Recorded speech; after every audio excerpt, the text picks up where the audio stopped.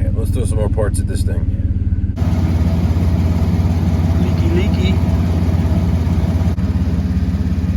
And right now it's rolling on 215 35s. And I just got to find somebody to willing to mess with the reverse set on the wheel. But yeah, these things got to go.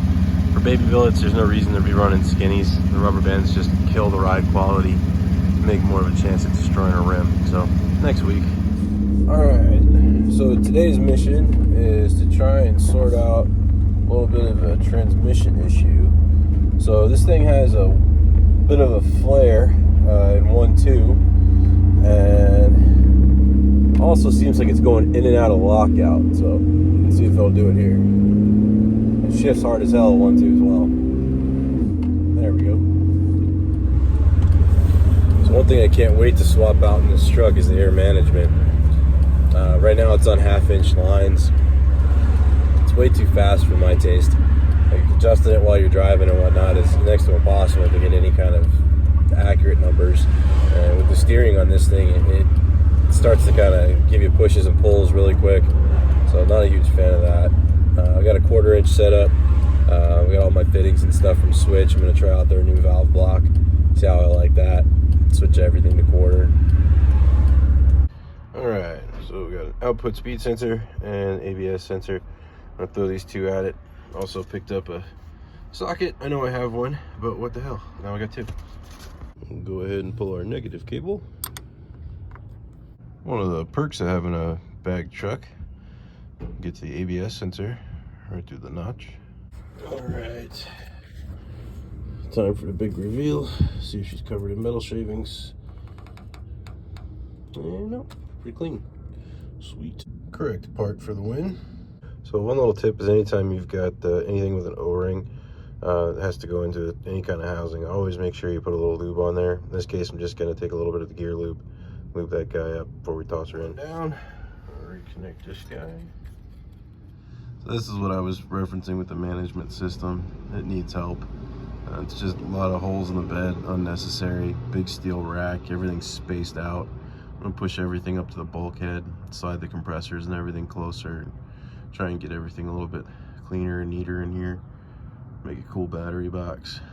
So, and cover this crap up so that when we put my wife's wheelchair back here, it doesn't get it all nasty and dirty. Doesn't that look ridiculous? Didn't film just swapping out the speed sensor. Just sketchy as hell because I don't trust that line right there to hold air very much longer. So yeah, so threw my floor jack under there, swapped it out real quick.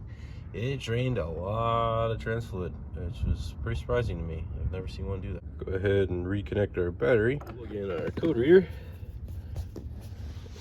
You see a bit of the nasty mess of wiring down there we got to sort through still. So this truck actually does have an airbag light on as well. For anybody running aftermarket steering wheels, there is a kick-ass little part you can buy. It's fairly cheap.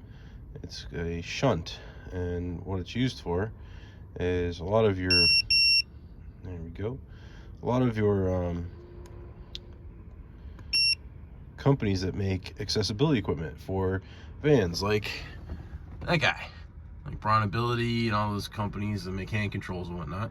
They make these little shunts, and when you disconnect the airbag, you plug these little shunts in their place, and they provide enough resistance to where it basically tricks the computer into thinking that there's an airbag in there.